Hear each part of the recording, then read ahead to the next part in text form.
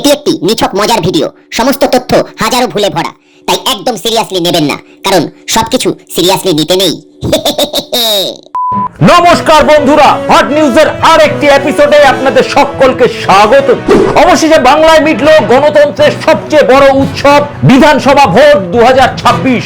এই ভোটে ভারতীয় জনতা পার্টি অর্থাৎ বিজেপি প্রতিবেশী দেশ বাংলাদেশকে বিপুল আসনে হারিয়ে, আরে কি বলছো? বাংলাদেশ না, তৃণমূলকে হারিয়ে। বাংলাদেশকে না, বাংলাদেশ হবে কেন? তৃণমূলকে হারিয়ে। আমি যে প্রতিবেশী দেশ থেকে কান্নার আওয়াজ পাচ্ছি।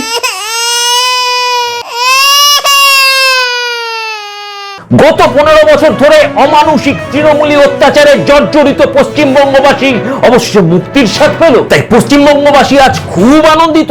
তারা যা খুশি তাই করছে, তারা আনন্দ করছে, ঘুরে বেড়াচ্ছে, পতাকা উড়াচ্ছে। বিজেপি, সিপিএম, তৃণমূল সর্বদল নির্বিশেষে গেরুয়া আবির মেখে ঘোরাঘুরি করছে।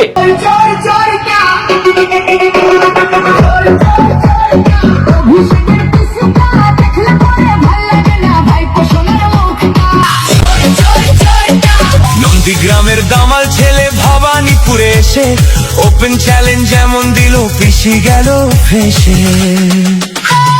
ফাইল চোর মমতাটা ফাইল চোর, চুরি করা কাজর মমতাটা ফাইল চোর। এক্সামে কি লিখবো? আশুতোষ কলেজে সিট পড়েছে, কনস্ট্যান্টলি দিদি চোর, ভাইপো চোর, গরু চোর, মাছ চোর হয়েই যাচ্ছে। দরকার ছিল। আর ওদিকে প্রতিবেশী দেশ বাংলাদেশ কান্নাকাটি শুরু করে দিয়েছে। বিশ্বের মানচিত্র থেকে ভারতকে মুছে ফেলা হবে ইনশাআল্লাহ। ভারতে মুসলিম নিধন বন্ধ করতে হবে। যারা অবৈধ বাংলাদেশি অনুপ্রবেশকারী, যদি তারা বেশি মারামারি করে তাহলে আমরা পশ্চিমবঙ্গের দিকে আমরা লং মার্চ করতে বাধ্য হব। আচ্ছা, এটা কেমন ব্যাপার বলুন তো? না, একটি স্বাধীন দেশ ভারতবর্ষের একটি অঙ্গরাজ্য পশ্চিমবঙ্গে ভোট হলো, সেই ভোটে একটি রাজনৈতিক দল বিজেপি জয়লাভ করলো, আর তার জন্য প্রতিবেশী দেশ বাংলাদেশে কান্নাকাটি শুরু হয়ে গেল। গাইনি কম্বল, কবিতার ভাষায় বলি ভম্বল। এটা একটা প্রবাদ, আমি বানালাম এক্ষুনি। এই অদ্ভুত ঘটনাকে বিশ্লেষণ করবার জন্য আমরা এখন কথা বলবো এক সাধারণ বাংলাদেশি নাগরিকের সঙ্গে। আমরা বোঝার চেষ্টা করব এই নির্বাচনের পর বাংলাদেশ কেন কাঁদছে। ঠিক আছে, এদিকে এদিকে এদিকে। নমস্কার, আপনি শুনতে পাচ্ছেন আমার কথা?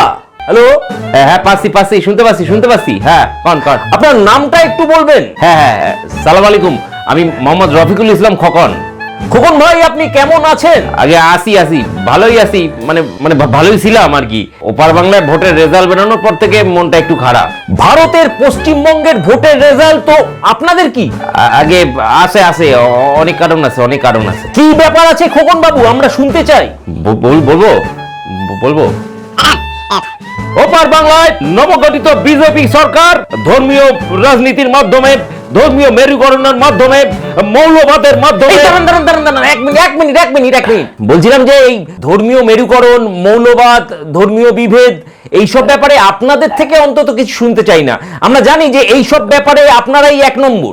আপনি বলুন যে মূল ব্যাপারটায় আসুন, মানে পশ্চিমবাংলায় বিজেপি নতুন ক্ষমতায় এসেছে, এতে বাংলাদেশিদের কি অসুবিধা হচ্ছে? আগে অসুবিধা তো হচ্ছেই, মানে সব দিক দিয়েই অসুবিধা হচ্ছে। যেমন এই দেখেন, একদিন ওপার বাংলার মুখ্যমন্ত্রী ছিল মমতা আপু। তো এই মমতা আপুর শাসনকালে ওপার বাংলাকে আমাদের বাংলাদেশি মনে হতো, নিজেদের দেশি মনে হতো, আলাদা কোনো দেশ বলে মনে হতো না। বর্ডারের কাঁটাতারে মনে হতো পাশের বাড়ির বেড়া, মনে হতো যাহাই ওপার বাংলা তাহাই এপার বাংলা।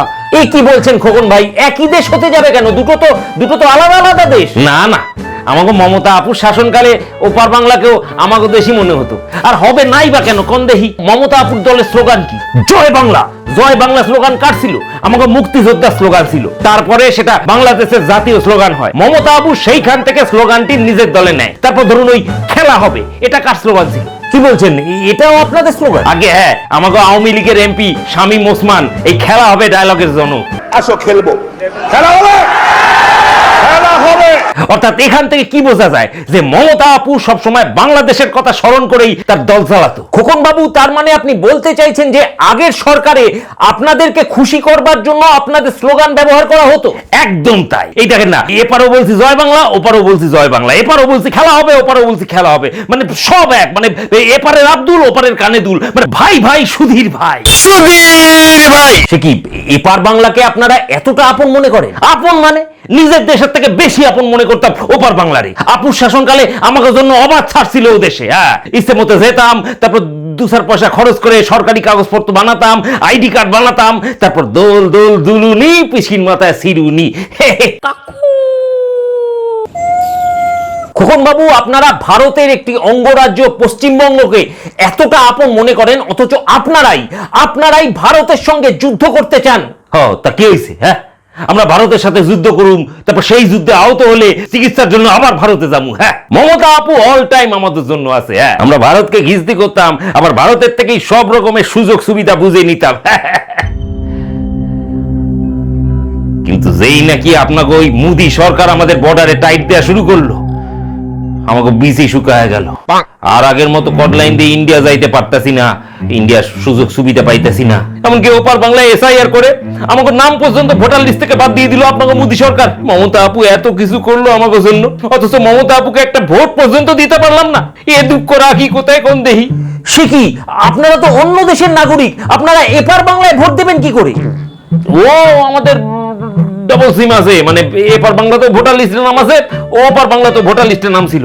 আর আপনাকে কইলাম না, আপুর আমলে যে কোনো জালি কাজ করা যেত পয়সা দিয়ে, যে কোনো কাটপাট করা, জালি কাগজপত্র করা আপুর আমলে কোনো ব্যাপারই ছিল না, পয়সা দিলেই করা যেত। আর এখন আর কি করবো, আপনাকে মোদি আর শুভেন্দু চক্রান্ত করে আমাকে সব সুযোগ সুবিধা বন্ধ করে দিল, বর্ডার পুরো লক করে দিল। আর আমরা যারা জালি কাগজপত্র লইয়া প্রদেশে থাকতাম, আমাদেরকে ঘাট ধাক্কা দিয়ে এপারে ফেলে দিল। যারা অবৈধ বাংলাদেশি অনুপ্রবেশকারী তাদেরকে সরাসরি বিএসএফ এর হাতে হ্যান্ডওভার করার জন্য এই আইন কার্যকর করলাম। আচ্ছা খোকন ভাই, আপনি কি জানেন যে পশ্চিম বাংলার নতুন সরকার ভারত বাংলাদেশ বর্ডার অঞ্চলে ভারতীয় সেনাবাহিনীকে জমি দিয়েছে তাদের কাজকর্ম চালাবার জন্য? কাজকর্ম মানে? হ্যাঁ, কোন কি যুদ্ধ টুদ্ধ লাগবে নাকি? এই মেরেছে রে। ভয় পাচ্ছেন কেন? আরে আপনাদের সেনাবাহিনী তো বলেইছে যে আপনারা খুব স্ট্রং, আপনারা ভারতের থেকেও স্ট্রং। মোদী সরকারকে একটা বার্তা দিতে চাই, আমরা অবসরপ্রাপ্ত সৈনিক, আমরা বলে দিচ্ছি 7 দিনের মধ্যে কলকাতা, আসাম, ত্রিপুরা আমরা দখল করে ফেলবো। আমরা সৈনিক, আমরা মরে যাই নাই। আর দুত্তারি রাখেন তো, ওইসব যুদ্ধ ফুদ্ধর কথা বাদ দেন। আপনার কাছে লোক বলা আছে, যদি আমাদের দিকে ঘুইরা মুইত্যা দেন তাহলেই তো আমরা পানে জলে ভাইসে যাবো। এখন একবার দেশের মানচিত্রের দিকে দেখেন, আপনাকে মুদির গেরুয়া দল 4-5 দিয়ে ঘিরে রাখছে আমাকে। চিন্তা হবে না কোন? খোকন ভাই, অত চিন্তিত হবার কারণ নেই। আপনারা মানে বাংলাদেশের জনগণ যদি বেশি পেঁয়াজি না মারেন ভারতের সঙ্গে, যদি মুখে বেশি বড় বড় বাতেলা না মারেন, তাহলে আপনাদের ভয় পাওয়ার কোনো কারণ নেই। আপনারা আপনাদের দেশে ভালো থাকবেন, আমরা আমাদের দেশে ভালো থাকবো, ব্যাস। এই তো, গুড বয়। নমস্কার। ভিডিওটি ভালো লাগলে চ্যানেলটি সাবস্ক্রাইব করে দেবেন, আর কমেন্ট করে জানান ফান্ডু বাঙালির ভিডিও আপনাদের কেমন লাগছে। সবাই ভালো থাকবেন, সুস্থ থাকবেন। নমস্কার।